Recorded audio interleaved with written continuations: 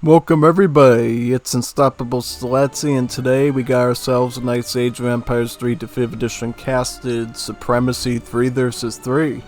It's been a while since we've seen these from Kaishki, they're always interesting. Most of the time we're either doing 1v1 or 2v2, but today we got ourselves not only a 3v3 but one that's a Supremacy, so definitely looking forward to that. Now, before we get started, let's check out the map real quickly and see what there is to be seen here. If memory serves me right, wouldn't this be Patagonia? It looks like Patagonia from Legacy, but I'm not sure. Yeah, I recognize the name because there's some pretty notable features of it. Namely, you got the coast on the side here. You got the little lake in the center here that you can always put some boats in and harass your enemies with if they build their forward base up. Another thing about this map is there's no native warriors on it, right? You just get one trade route for each of the teams at the bottom and the top respectively that has about 3 trading posts on it. You can share it equally, or one can just grab 3 of them and take advantage of the railroad tracks later on. So yeah, this is a fun one for any Supremacy game. Let's begin and see how fun this turns out. Alrighty then. Okay, let's begin. So, what team are we looking at exactly? Are we looking at these guys, or... Yeah, these guys. Alright, cool. So, here we got the Portuguese. The Portuguese in Supremacy are very much about being supreme and very good at supremacy. I say that because the greatest thing about Portugal, of course, is its ability to boom up really effectively, right? They get a free covered wagon with each age up. That means more town centers, which means more villager queues that they can go right into booming with. It's really good. Works out really good for them. Seriously, you should try it sometime. They get a really good boom out of it. And in particular, even as you move into the industrial age and beyond, they can have even more than 3 town centers, which not only helps with the booming, it also helps with defending, right? You can use that to defend your villagers. Of course, having a TC on the coastline like here or over here is going to shoot at ships with the anti-ship attack, so that's really going to be powerful for you. Now, the question is who's going to be helping to defend them. So we get a Germany defending them as well as a Russia defending them. So the Russia is going to be able to provide a lot of quick training infantry to Portugal's defense. And the Germans are going to be able to provide a bit of aggression for the team, with their free Yuan shipments driving them hard into enemy territory. So I feel like this could be a pretty interesting trio, to be honest. And we do see Portugal getting their Vitórias card right now. And much like the Vitórias of Age of Empires 2, it involves the trickle of many different resources. Here, it involves town centers being able to trickle food, wood, and coins simultaneously. Yep, it's a really powerful thing overall. I definitely like it. It definitely helps me to acquire a bit of extra resources while I'm playing. And of course, the more town centers you get as well as you get deeper into the game, the better it's going to be for you, right? And in fact, we see this powerful card here, 2 covered wagons, which in Definitive Edition actually increases the build limit of the town centers as well. So we're talking like 7 or so town centers trickling little bits of resources together. That adds up quite a lot. But other than that, deck-wise, there's a lot of emphasis on economic and military cards, yeah. Because Portugal can do a lot of the booming themselves with just the TCs. Mostly in team games, Portugal's going to have a lot of combat cards and economic ones like this, especially Refridge and Royal Mint, economic theory for sure. We also see sustained agriculture. Rum was picked because it's a team card, so that's going to help everybody out. And a lot of combat cards, right? And then once you get through those, of course, you can fall back on your infinite organ gun shipment too, because organ gun's a pretty effective unit in itself, if bit short range. And allies, what are the allies going to be doing? So their allies, pretty standard Russian play here. Start with distributivism, then probably onto wood. Maybe some aggression with the Cossacks or Unstoppable Stiletzis here. One of these. I could totally see Cossacks raiding alongside the German Uhlans. That's totally possible. But I do see a bit of economic cards, which is necessary for team play. Also some decent combat options for infantry. Also grenade launchers. Yeah, grenade launchers. So maybe those Pavlovsky Grenadiers might make an appearance today. Who knows? Who knows what the possibilities are today? We'll see, though. We'll see.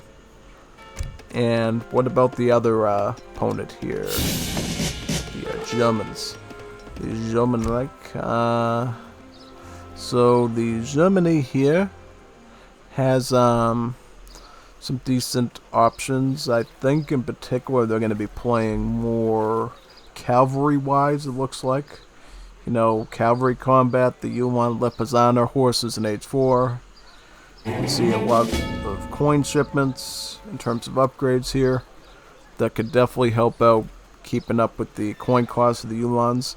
Also, mercenaries. They're going to be pulling a lot from the higher Roman army here for their non-cavalry units. Well, beyond the Black Rider, which is cavalry, right? They're going to be able to add in some Jaegers and Lanich, you know, for a more well-rounded army. That's pretty good. Now, let's look at what the opponents are doing, because we haven't really looked at who the opponents are exactly yet. We got the Lakota. This is one could play super aggro here. Just make sure, Lakota, that you put your teepee near your villagers, because you get that nice little gather rate bonus when you build a teepee. Do they know that? Put a little teepee over here. Oh, no, you don't have any wood, but, how much do these cost? Like 50 wood, right? Yeah, just chop a little wood and one, please. You know, they'll make a big difference for you. Definitely. So they are going to be playing aggressive, it looks like. I can see them maybe going Bow Rider here. They'll definitely stop any raiding from, like, Russia and Germany in its tracks, since Bow Rider beats Ulan and Cossack pretty single-handedly. Oh, they're going to go Axe Rider. Yeah, that's going to hit a lot more with a lot more damage. And if you put them in, you know, like the defend mode, you can group them up very crunched together to the point that they can hit one unit at the same time. And it's really powerful. Yeah, very powerful. What else do we got here? They got a Russian ally, lots of infantry, and I feel like Japan is going to have fun running around this map looking to where to put the shrines. Now, hopefully they don't eat up too much of their allies' hunts, though. You know, that's always a mini concern when you're playing as a Japanese, is making sure you don't eat your allies' hunts with your shrines, you know, because they have to eat too. And not everybody's a pescatarian like yourself, since, you know, Japan doesn't gather hunts or herdables. They only fish and eat berries and fruit, basically. Hence the cherry orchard wagons they get. And what sort of decks are these players going with on the opposing team? So this team here seems to have some decent combat cards for the cavalry, including the team Mustangs. This will make cavalry cheaper for everybody. Some Central Lakota cards here for the cavalry. Now this can be a powerful one. Lehman Trade Muskets. It basically turns all your Axe Riders into Rifle Riders. Should your Axe Riders fall out of favor and you need a quick Dragoon or Skirmisher, yeah, you can turn those into Rifle Riders and kill a wide variety of things, whether they're heavy infantry, cavalry, or artillery. So definitely look out for that. Maybe they take advantage of that, maybe not. Who knows? They have the support card for the Wakinas as well.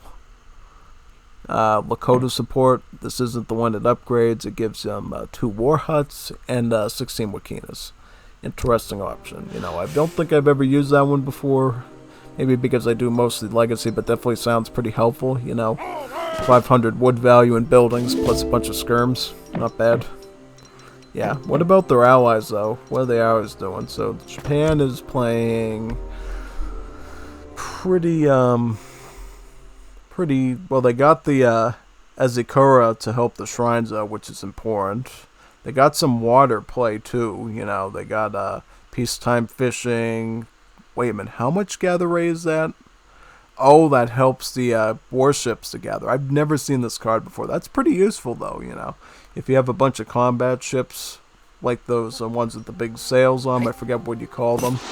I know them, see them all the time in Arena. But yeah, they'll gather really good. And what else do we got here? Fishing ship cards. One of them's already been sent. Yeah, I'm curious what's going to happen on the water, right? Well, Portugal's going to be working on the water, it looks like. And that's pretty standard, right? Portugal's strongest build, if possible, is to do a water boom alongside their town center boom. That's when they really start to thrive. Let's move it right.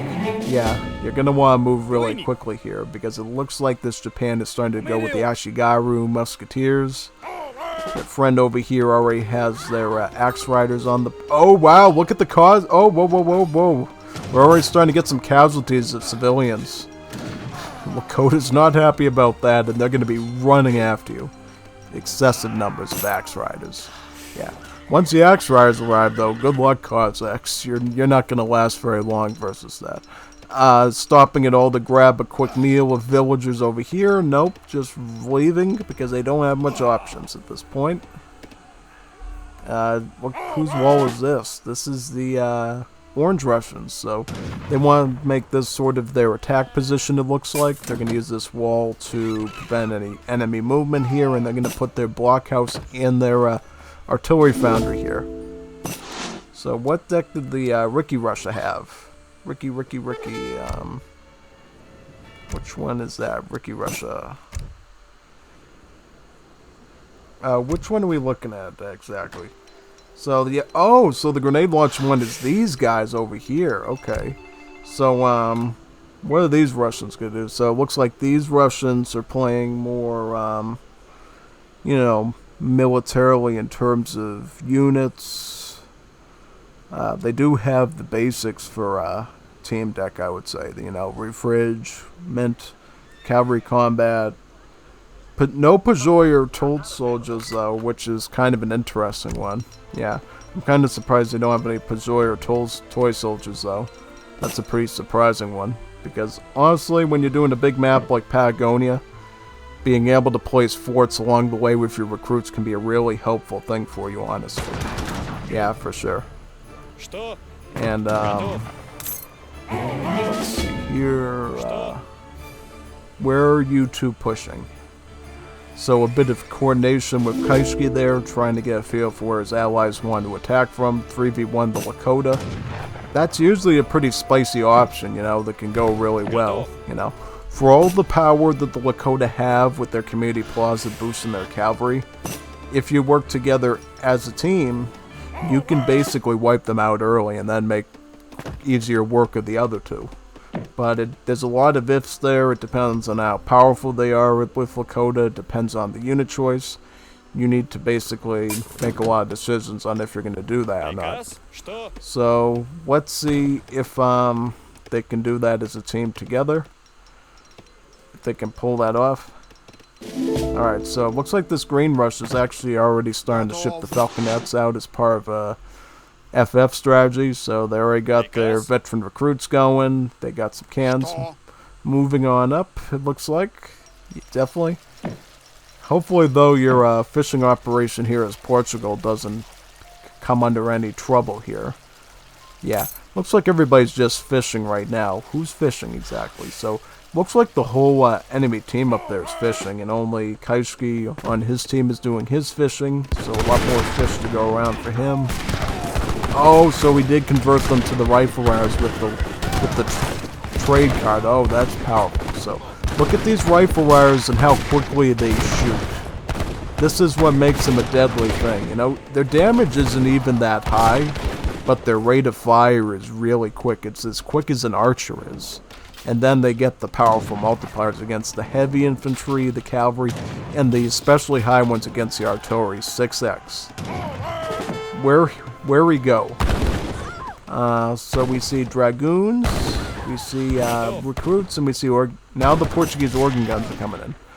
One thing I need to make clear to you, which not everybody knows. So these rifle riders actually have a heavy cavalry tag, which means these dragoons actually counter the rifle riders in damage with multipliers. Now, obviously, numbers still matter. It's not going to be an easy victory all the time, but usually dragoons, as long as you have a good number of them, can actually target down these rifle riders quite easily because of that unfortunate heavy cavalry tag that they incur, pretty much, you know. So, yeah, we'll see if that ends up becoming a thing or not. So, yep, definitely. Let's see here. Dragoons trying to force away those rifle riders so the organ guns can get a better shot at the Russian infantry. Unstoppable Stiletts can be pretty unstoppable, but against organ guns, not so much. Yeah, I think the big game right now is trying to defend these organ guns. You know, Portugal's going to send some Caçadors in to help protect that. Another good unit to deal with the rifle riders. Well, it looks like Germany is taking a big fight against both the Ashigarus on this side as well as that of the Russian unstoppable Stiletts here. So it's a bit of a 2v1 over there. The war wagons are going to fall pretty quickly there. Yeah, you're going to want to find a better position for the organ guns though, so you can spray this infantry down. Looks like now they got... Oh yeah, they took the corral down at the Lakota. They got a bit of an opening, and now they can try and move towards the town center, it looks like. Forts coming in for the Russians too, I can see it through their queue there. Anything else that we need to keep mind of here? So it looks like the Germany's gonna actually gonna start training some falconets, which is really gonna be helpful here. You know, any sort of artillery you can put out is definitely gonna help against both the Russians and the Japanese. However, it looks like the enemy Russians are gonna start to hit you with their falconet shipment, as the Ashigarus come in for another skirmish again. Looks like the Strelets are trying to take as best a position as possible against this impending army. Trying to target down the Dragoons if possible, right? When you take down the Dragoons, it gives the rifle riders a bit of breathing room. Which reminds me, where are those rifle riders? It looks like they're actually all the way down here trying to do some raiding damage. Yeah, these things can be pretty deadly in a raid too. It doesn't matter that they get a malice, right? Their rate of fire makes them a pretty formidable weapon against anything. So you gotta be very diligent when you're dealing with those, you know. You gotta be really careful with things. Yeah. It must feel good, though, to have a Russian ally constantly pumping in those recruits, though. You know, they're a nice, massive musketeer that you can use to bolster up your army with. It's really helpful. Now we see Caçadors coming over here from the side. Recruits, try to target down these flaming arrows, right? All those falconets that Germany made, not going to be helpful if these flaming arrows snipe them, right? Because of their anti-artillery multi. Well, they generally tend to be pretty good against artillery from what I remember. Right, so yeah, definitely be careful with these things. Pretty dangerous weapon. So, what's going on now, exactly? What are we seeing? Some natives, European natives for the Russians, the Boyars, those Romanian cavalry with some decent HP. And what we're seeing now down here from the Kaiski team is a bit of a repositioning back at the forward base. That fort we saw before has been constructed alongside some blockhouses. Are we going to see any other allied building construction in this area too? Because I feel like you're going to want to push out from here perhaps and head towards the Lakota next.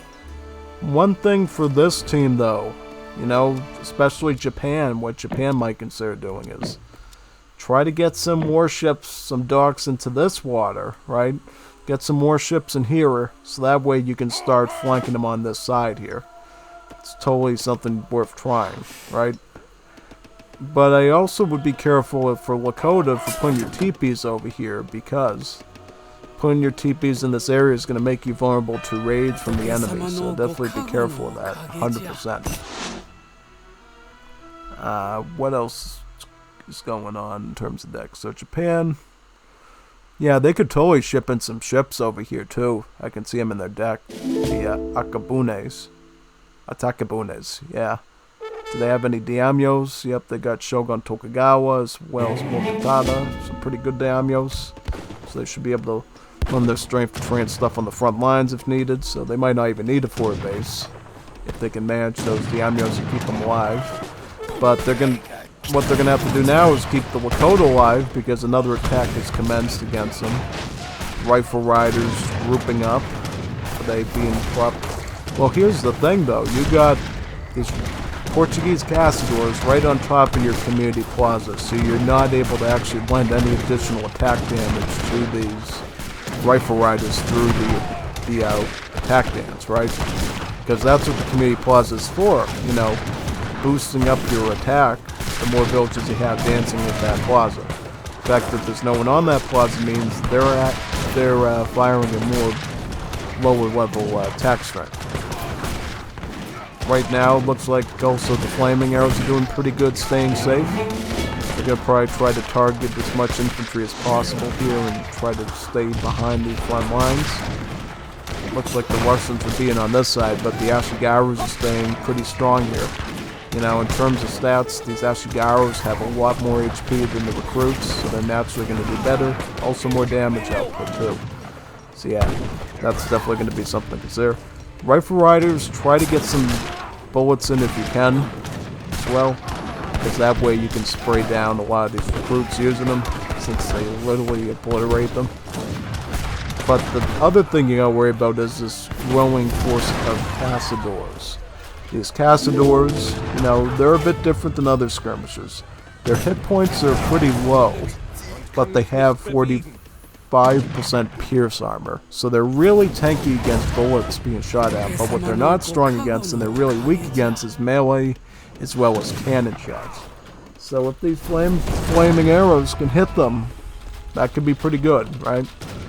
And I think these Cazadors are staying away for that reason, you know, choosing to target the tribal marketplaces, the code they're using to get some coin with, maybe attack this trading post, take down the community plaza, but maybe not take down the community plaza, right? Because then the enemy might feel compelled to build it somewhere else, like maybe down here and add that attack strength in. So maybe it's good to give them the illusion of control over that plaza for right now, so they don't actually end up using it somewhere else. And boosting these units' attack up to maybe 20 or something like that, which could be pretty deadly for you with each increasing attack point. Definitely. So Japan at this point is going to queue up additional flaming arrows, stick with the Ashigarus as well, since that seems to be working pretty good for them. At this point, Portuguese are going to add some culverins in, because that's probably the best thing for flaming arrows, right? They outrange them, and they have some really strong multipliers against them. You know, dishing out about 160 crush damage to them. That is really good. Really good overall. And not bad at sieging either, you know, not the worst thing at sieging. You know, they can do some decent damage on the front lines of sieging. Oh, even Germany's going to lend in some culverins as well, so it's double effort here for that. Rifle Riders trying to find their target here, trying to find their mark. They're going to go into this fight, or they're going to go back to raiding. Now, if they try to do that, unfortunately walls have been placed up, so they're not going to be able to sneak in that easily. So, yep, Rifle Riders going to try to take advantage of their surprise, right? They don't want to take much fire in return, since they're the ones under pressure right now. You know, their economy is, if you can imagine it, is yeah, pretty much shambles at this point, right? How many vills have they truly got? Well, in terms of vill count, about 33 vills on the field, so that's not particularly good at this stage of the game. Especially when you got Portugal, it probably has like 1 million villagers with the economy right now, between both fishing ships and villagers, right? So yeah.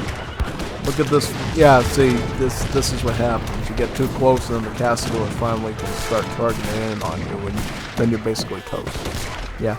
Yeah, Wakota really needs to reserve their army here, because they can't afford to lose it too much. Japan can take some blows, Russia can take some blows, but you can't. So don't end up losing that.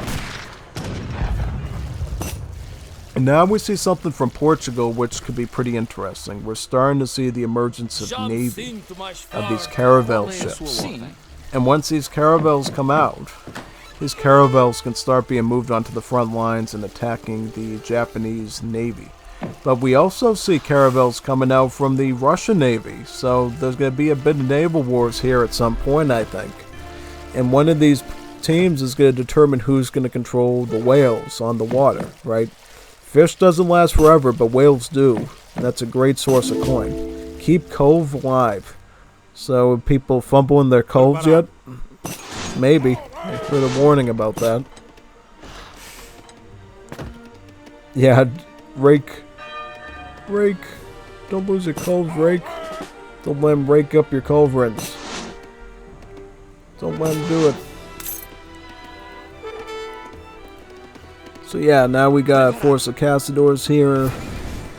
But they're going to be turned back, though, once these flaming arrows start hitting them, right? Their low HP does not do good against that, not at all. Especially when this Japan's already industrial age and they can start to get that pretty cheap guard upgrade on them, too. You know, honored flaming arrows. These unstoppable Strelitzes acting like they're unstoppable, just walking into the front lines over there. How many bills left for Portuguese to have to get? Yeah, so they're already at like, little math, like 68 villages on the field. They're going to have 74 once all those queues finish up. Plus all those fishing ships. I mean, look at that score of Portugal right now. Only surpassed by Japan in their shrine economy. That's really insane eco right there for Portugal. TC. Yep, get the town center. Get this town center now. It's the most enticing target you can get. It prevents Lakota from repositioning here should you have to retreat. Because now Lakota have to position over here on the backside, which gives you a more pressing ability to hit the Russians and Japanese now. Yes, absolutely. So what do we got here? So it looks like, let me see. So we got grenade launcher grenadiers now. From this Russia, right? So maybe if this Russia can get industrial age, maybe we'll see some Pavlovsky grenadiers next. Yeah, we don't see grenadiers a lot in these supremacy matches, you know. We really don't. It'd be interesting to see here if they end up working good for this Orange Russia. Now, I don't think you're going to be able to use them, of course, if you can't get in the range of them. You know, these organ guns stand in the way. Clearly those culverins and infantry protecting each other well is pretty well as well. Rifle riders trying to go for another sneak again. Can they do it though? Are they going to get a sneak in? I have a feeling it's kind of hard to though, because every time you try to close in, culverins are going to shoot you and they're going to alert the enemy. But it looks like here they're just trying to get the war chief back without using the community plaza. Do they have another community plaza? Man, you need to construct one. That's really important for Lakota to have. It really is. Looks like the Orange Russia is going to start to get cavalry combat, probably veteran Cossack if they don't already. Yep, they got that, so yeah, they're going to try to add some hand cavalry in here to deal with the Castadors probably and the cannons. Not as helpful though versus this army of recruits though, so be careful of that. Yeah, it looks like this Orange Russia is kind of starved out for resources right now. It looks like only the Japan is really doing well economically right now, because if we turn to Japan, look at all of this food. You know, they're going to have no problem getting cav or infantry. You know, and the coin is sustainable enough to keep up with Ashigaru production as well. You know, and if they can get a little bit more on the coin upgrades, maybe they can get some more flaming arrows too, because they're really going to want to go flaming arrow Ashigaru here and hope that your allies can provide you enough supplement here. I need to age up. Yeah, you do, because we're talking like honored Ashigaru. These things have a lot of stats, as well as the flaming arrows. You need to keep yourself with the program upgrade wise. Yeah, before you really start putting resources into this fight, because right now you got the Russia and the Portuguese doing all the brawling here versus 3 opponents at the same time. You got this MVP Japan as well as these annoying gnats in the form of the Russians and Lakota helping them out here. So yeah, once we get a industrial age Germany, maybe we can start to see a real push forward with some, you know, some guard war wagons perhaps. Those Holy Roman Army mercenaries that we were talking about before, maybe they can start to make more of an appearance here. Right now, it seems like these Ashigarus are pretty undeterred right now, you know. Looks like, though, they're going to try retreat, regroup with some more flaming arrows, get as many of them as they can, and go for another push. And at the same time, let's check out water. It looks like Portugal was indeed the victor on the water, and we're going to start to see pressuring from their caravels, start to blow up all these fishing boats. That's partly to blame of why the Japanese food economy is so big right now, was all that fish that they were eating. you know, all that fish that they're eating, because it's like really the only meat Japan is allowed to eat. Eating this game is just fish, so they better be good at gathering it, right? Have some tuna steaks or whatever they eat. Or sushi. Yeah, sushi. And sashimi. Oh, here comes the Shogun himself, Tokugawa. Just saw him arrive from the area there. Oh, he didn't show up. I would have figured he would have shown up in the hero hockey. That's a bit strange. You know, I never checked that out before. I figured that daimyos were heroes. Well, they are in Wars of Liberty. You know, the gentry are considered hero tag, which means they actually do face multipliers from things like spies and stuff, which is kind of neat, and ninjas. But now we start to see another push again. This time Russia's coming in with heavy cannons, which... Let me check the factories for our green Russian friends. Oh, those were just shipped in. Alright, so they don't have any factories yet, right? Yeah, they haven't sent any factories yet, so if they want more heavy cannons, they're going to need those factories. Maybe they consider getting them, maybe not. We'll see. I age, actually. What? Yeah, get the industrialized Portugal, you know. Get the Guard Caçador, get the Guard on the organ guns with Baldaquins. Also, that's where your good Dragoon card comes in as well. The Genitors, right? Or what is it called now? Is it called Genitors? Or I think it's called something else now, right? Order of Aviz, yeah. Adds range to your Dragoons, and then they become real beasts. Yeah. With, like, extra range Dragoons, I think that's all you really need to deal with the Rifle Riders, right? And you can save all the Caçador strength on the Japanese infantry then. Because you're going to need it against the high HP stats of those things. Oh, wow, look at these Ashigarus coming in with the Naginatas and melee. Just slicing into those war wagons and infantry alike. Yeah, that's why you gotta be careful with those, you know. They're a pretty beefy bunch, those Ashigarus. You don't want to underestimate them. Flaming Arrow's gonna have to pull back a little bit. Wait to see if they can do a push. But what's going on over here, though? You see Caçadors, right, attacking the last Lakota corral in this area, right, and then they're going to be right in the Russian space. So this is another attack point that this defending enemy team is going to have to deal with, right? Definitely. Yeah. Now what we see is we see... Alright. So now we see... Wait a second. What's going on in the war first? So war-wise, we see the caravels actually going full in on the Japanese coastline now. Do they have any sort of like town centers or castles here to stop that? It doesn't look like they do, but I don't think they want to... Wait a minute, what's Japan doing? Are they getting like any sort of warship? Yeah, see, they're starting to get some of the Atakabunes in, so they gotta be careful of that. These big, massive ships. Also, they got this ship as well, Tekozawan. So they're sending all the heavy ships in to go after the Portuguese caravels, you know. And the caravel is technically the lightest ship in the European Navy. One of the lightest ones, so you gotta be careful of that when you're dealing with those big heavy tanker ships like these. Yeah, with their 2k HP and their attack is actually less than them, but when it comes to like HP though, that's what they really go for. And any sort of like attacks from down here, not quite yet.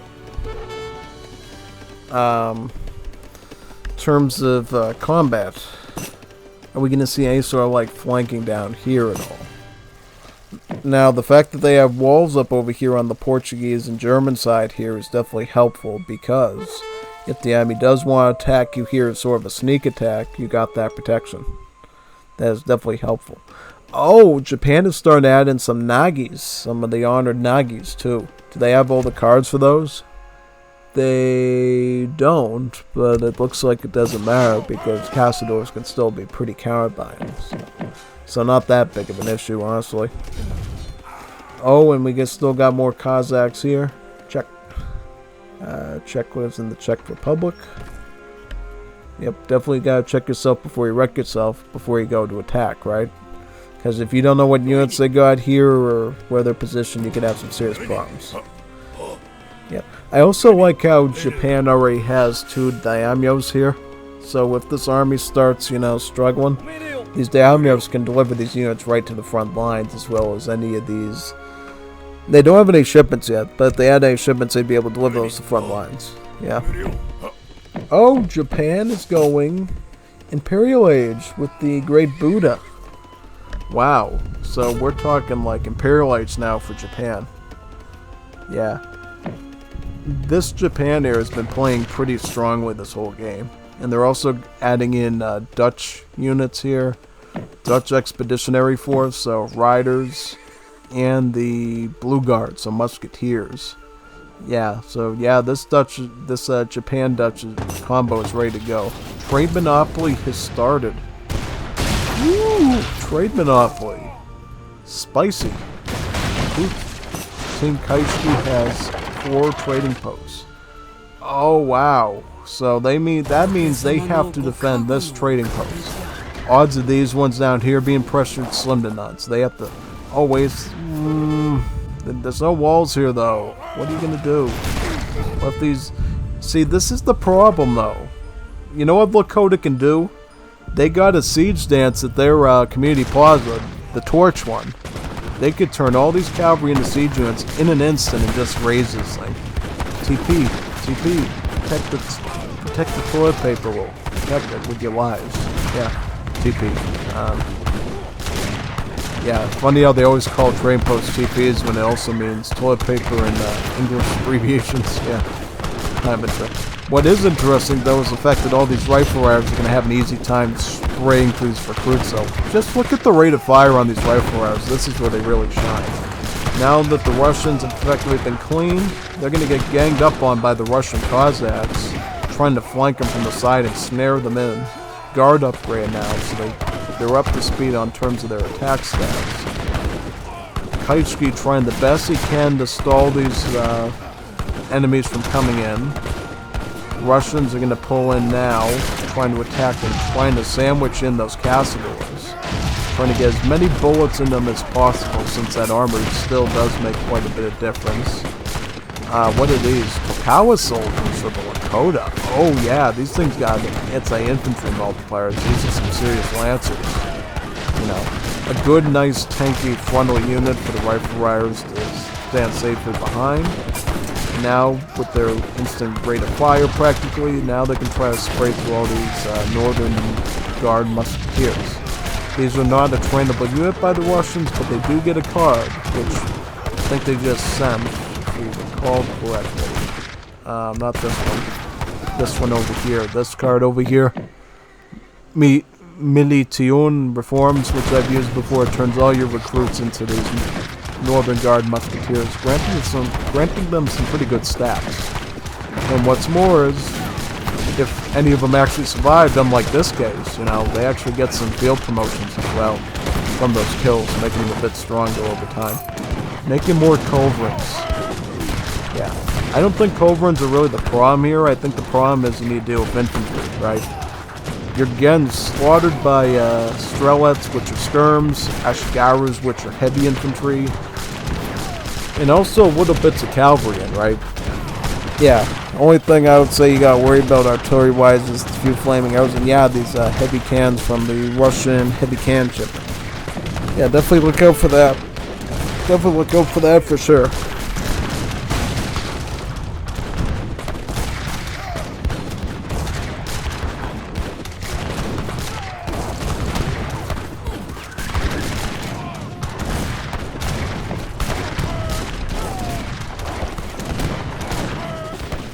What's going on?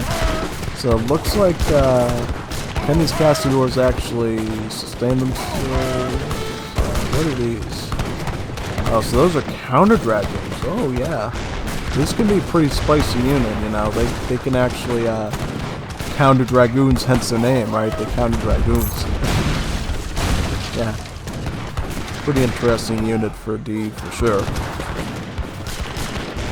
Yeah, looks like. Oh yeah, they took down that trade post. So yeah, the trade monopoly's done. And now they have to play on the defensive at this point. Because it looks like now that Japan has gone imp age, they got a bit of an edge here. However, Portugal has also made it to imp age. And they can try to fight back with their Imperial Castadors, right? Which, are they getting that now, the imp upgrade on the Cassis? Not quite yet, though. They don't have enough wood to actually sustain the Imperial upgrade for the Castadors. While that wood is going into more organ gun production, you know? They're just trying to find ways to keep these infantry at bay, right? These infantry, these exalted Ashigarus. Oh, they're making Morotorus as well. Interesting, yeah. These Morotorus are going to be really instrumental if they can survive at attacking these forts here. However, Rifle Riders, of course, can snipe the culverins down, and I can guarantee you at least one of these Morotorus can potentially survive here. Trade monopoly is started. Oh wow, they're gonna do it again? They didn't only do it once, they're gonna do it twice. Yeah, I think they're just doing that as like a distraction here, because that means this defending team has to keep pulling back over here to try to take that out. Alright, so yeah, that's more of a distractive force maybe. And in terms of other cards, where are we at? We don't have Grape Shard yet for the organ guns. That would be pretty helpful to get. Certainly for the organs. In terms of the 8-go cards and factory, they got everything they can get possible for right now. They didn't notice Monopoly. Yeah. Do they actually know about the Monopoly? Because they don't. Can one cover? Yeah, you're going to want somebody to cover the Monopoly. Because if nobody's covering this, it just takes one charge of Lakota Cavalry to just siege this thing down. So you need to work as a team to protect that as best as you can.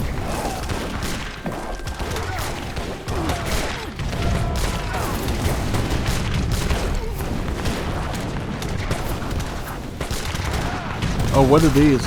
Oh, Ashigaru, look at this! Using the Naganatas to go right into melee with the Culves to force them back. Very interesting, but unfortunately, the Doppels appear to be there at the right time with their splash attack. Oh, the Cossacks definitely aren't going to make it against. Oh, whoa! Your Doppels just completely ran past them, and now Culverin's still under siege here. That's crazy, you know. That happens with the AI pathing sometimes in lag. The units will be in the right place, but they just run past it. Oh no, not again. Need cover. Yeah, you gotta cover each other, man, you know? Because this Portugal is not doing good resource-wise. For all the booming that they're doing, how many vills do they have right now? 90 vills, and how many fishing ships? Yeah, they're really pumping out the economy right now with 17 fishing ships. So how's Lakota recovering here? So Lakota's about on their farm and estate economy at this point. Of course, Native Americans don't have generally good agricultural situations unless you're like the Inca or the Aztecs usually. So of course that eco is going to be a bit meager here. However, from the looks of it, they are able to maintain some cues of the rifle riders though. Yeah, that's one thing they are able to do here. And they're also starting to get the New Ways card, it looks like here, which does add European arsenal technologies to the Lakota. So big one's going to be Range Cavalry Kakaro. Basically what that does is adds more damage to the rifle riders and 2 additional range. So now basically rifle riders will be able to outrange musketeers, granting them the range necessary to sort of like kite them more easily and avoid return fire. Ready? So they're going to do another trade monopoly. It's like they're playing Monopoly or something, and they haven't ended up in jail yet, right? They might end up in jail this time, though, if they can't pull a win here, right? They might get locked down by this enemy team here if they let this train pull out. Oh, wow, yeah, this is not the protective force he wanted, right? Rifle Rider's just having an easy time getting in. Whatever this mess is down here, it doesn't matter. Rifle Riders are just going to get in. Honestly, the War Wagons are probably your best protective. Oh, okay, so they have enough to defend. Okay, good. Yeah, if you can maintain this big mass of recruits, that could help. But now they're all going to have to work together to try to push in for that, right? Counter Jaegers. So they got some counter Jaegers here, it looks like. Some of these counter skirmishers. How are they going to try to take out this teepee now? Barracks? I would put blockhouses down here. Yeah, get some blockhouses here. You need as much protection as possible. Look. No. No. What? What's going on? Oh, they got the explorers here. Got one of them. Well, they gotta move soon because they only have like 3 minutes to stop the trade monopoly. Feel like if they can knock it out, yeah, that's gonna be the end of this team here, right? Seems like they're really. Well, let's step back and see how Portugal's doing eco-wise. So coin-wise, really good. Food-wise, a little bit behind. The fact that no fighting is taking place right now gives them some time to stockpile a bit. Do they have enough of their Imperial Cacadores yet? No, not yet. Maybe when their wood gets to 1.5k, they can get the imp upgrade finally. So right now, oh wow, they're putting Yamabushis in the front lines to soak up a bit. Yeah, move those flamethrowers in if you're Japan. Those flaming arrows if you're Japan. Because if you can take a solid snipe with this TP, that's all you need to do. Also, the daimyos here all together. They gotta work together with their out. Oh wow! Look at this nice tactic. Portugal and Germany is moving a push near the lake here to keep the Lakota and the Russians from aiding the ally in their push. So here it's literally a battle of Japan versus Russia here to see who is on top, who can shatter whose defenses. And this could go very interesting. Sent you res. Yeah. Does this Green Russia have both the dueling and the fencing? Yes, they do. So that means they can instantly supply soldiers to this front line. Look at these recruits instantly be trained. Now they gotta get the church tech. Once they get the technology standing army from the church, these things will come out instantly. And they should be able to defend this indefinitely. Great. Great. One thing I don't understand is, why aren't the flaming arrows actually taking a target onto the two people? Oh, they're gonna use more towers. Oh, no. Oh, no. Oh, yeah. That's what you had to do. Factory now. Wait a minute, they're targeting a factory? What are they doing? Targeting a factory? Oh, it looks like the Russian revolt is into Romania. Here comes the Dorobanti. Ah, interesting. So here comes the Dorobanti revolutionaries. So what's going to happen now? I don't know a lot about Romanian revolts. I haven't done them that often. So what are they going to do here? So they got, they can ship in horse arty. They can ship in these border fortresses. Ships a Fort Wagon to defend the borderland. Cav archers. So what's this? Russian Expeditionary Army. Oh, that's pretty good. They got some decent options here. So yeah, we'll see how that goes for them. Oh, Panders. Yeah, that's the other part of the Romanian revolt too. You can make the Panders. You know, they're another nice skirmisher / counter skirmisher, right? They got some multipliers against the heavy infantry, but their real multipliers are that against skirmishers, right? You can tell why light infantry tag, that means skirmisher. Yeah.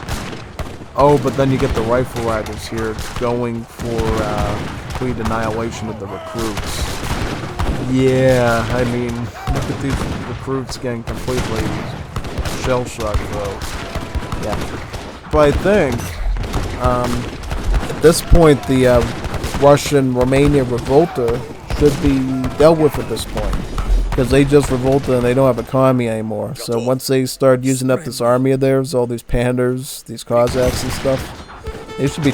Oh, whoa, whoa, whoa, whoa, whoa, whoa. You're putting Cossacks right into the Doppels? What?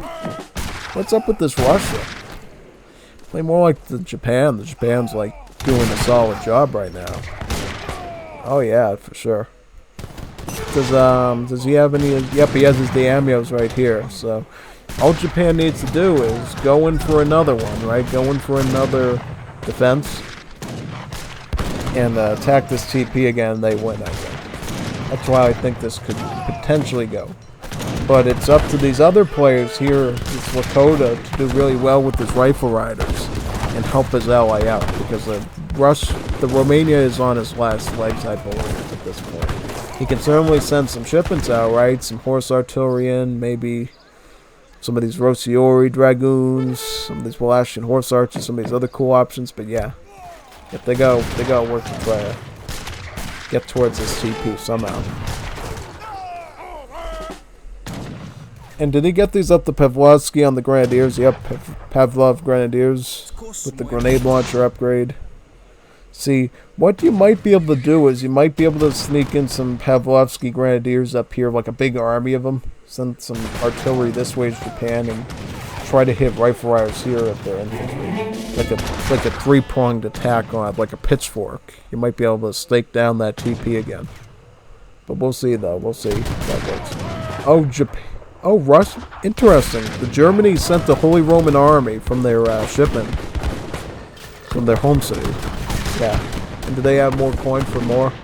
Yeah, they could potentially ship more of these in. It sends some Lanech, some Jaegers, and some Black Riders. A nice, viable combination of stuff to help put some pressure on here on the Lakota and distract them. It looks like Caçadors were sent here too, so Portugal's in on all this as well. So now it's going to be up to Russia again to see if they can protect. All they need to do is they need to buy these daimyos some time. Right? These daimyos from Japan some time to make some more towers or something. Does he have Tokugawa here? Yeah, you gotta get Tokugawa here and make some more towers if you want to go for this. That's the only way this is gonna work. Oh, now we finally see some Yumis this game, too. We see some Yumi archers from Japan. But do they have enough time to do this, though? Yep. Also, looks like Romania's option to ship in horse artillery because we see that being utilized right now. Oh, no, no, no, no, no, no. You need to go into the good angle where the recruits are not filling in from. This is where you die. This is where you die. You do not do this because you know he's pathing the recruits this way. He's going to be able to instantly train more of them, so it doesn't matter if you have good firepower of artillery. Russia always wins because it can always resupply those areas instantly. And it looks like with the Portuguese ally, they're going to just keep tributing this Russia as well. Yeah, that's what's going to happen. Because he really has all his factories on food right now. And it looks like all that coin can just be tributed in and swung from the Portuguese. Or the Germans, for that matter. Yeah, they just completely beat back that wave. Tokugawa, where are you? Tokugawa, we need you to do some more towers here. Trade monopoly victory approaching. Yeah, this is gonna be it. I think it's gonna be it. I don't think they're gonna stop this. If they do, it's gonna be an upset of the century. Oh no, we got Yumis, we got flaming arrows, but they just can't stop these waves of Russians. Now we could probably just send a wave of unstoppable Strelitzes in, and that's just gonna act like filler paper stopping you from moving in. That's all you need to do. Oh, but then the Portuguese have a kid. The plot thickens. Plot thickens even more. 20 seconds left. Organ gun's also gonna be taking a roll up over here. Flaming arrows, do they have enough range? Do they have enough range? They're going to try to get enough range. This feels like Arena with the AI just trying to scramble to hit them. Oh, no. Wait a second. Oh, no. Oh, just one. Ooh, good. Oh, that was so close. I saw 0 on the timer. I just kept checking the pathing of those flaming arrows. They actually did it. Wow, that was impressive. That was impressive. Oh, I think these guys are, demoralized. How much resources does Portugal? Portugal's got some resources. Japan, all this crazy shenanigan stuff has cut Japan. Oh, okay, so the Romania's resigned. Yeah, that Romania's basically dead at this point. Petard raid. Woohoo! Yeah, it's a Kaiski-Tushki game, folks. Petards are always gonna... Oh, yeah. Oh, well. Honestly, I feel really bad for Japan this game, They played so well, they literally stopped all of those trade monos for the most part, but your allies were just in such weak positions that you just got dragged down to the depths of the ocean, of the Atlantic Ocean, that is, right over here, for the most part. Yeah. Very unfortunate, but good game from both sides. Let's check the post-game, shall we? Yeah, resource-wise, Japan did the most. I wasn't surprised by that. Portugal pretty close. Germany actually pretty close too. They got the Sutter wagon economy, and I saw that they had guild artisans too in the home city to help them gather. They had Germantown farmers. They had all the necessary Sutter wagon cards to keep them jumping. In terms of military, Japan, another MVP performance by them. In terms, Romania ended up doing the worst here, as well as Lakota, and because of that, it was the stronger coalition of Russia, Germany, and Portugal that ended up winning here, right? And getting all those burns. Look at all these raises. But at the same time, Japan got about equal themselves. So good work on both sides, honestly. If you like team games like this, like these nice big 3 versus 3 supremacy games, always send your recordings over to me. I can do more of them with you. We don't see a lot of them, right? I don't always see a lot of these, so if you got them yourself, definitely send them my way, and I will definitely look at them for you and give you my opinions on it. So that's it for this one. See you in the next cast of games we do in D. Always looking forward to more of them, so I'm going to be signing off now from this one, preparing for the next one.